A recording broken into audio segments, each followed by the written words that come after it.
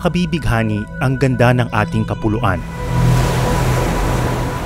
Mula Luzon hanggang Mindanao, nagkalat ang mga tuldok sa laot.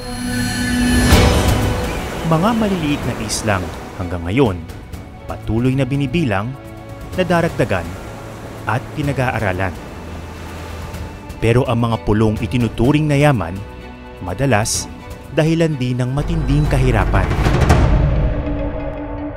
May mga lugar pa rin kasi sa Pilipinas na hirap maabot ng tulong at serbisyo, kahit na matagal nang nasa mapa.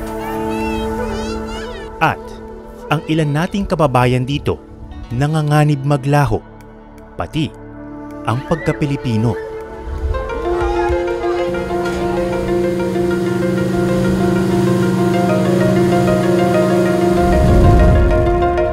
Pumiyahe ako sa Tawi-Tawi para tuklasin ang ilang tuldok sa dulo ng ating mapa.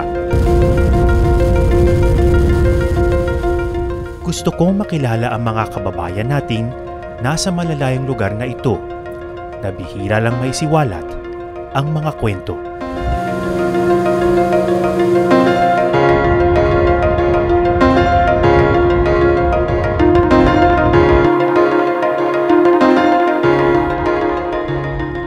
So, dito tayo ngayon sa Sitangkay, isang bayan sa katimugang bahagi ng Tawi-Tawi.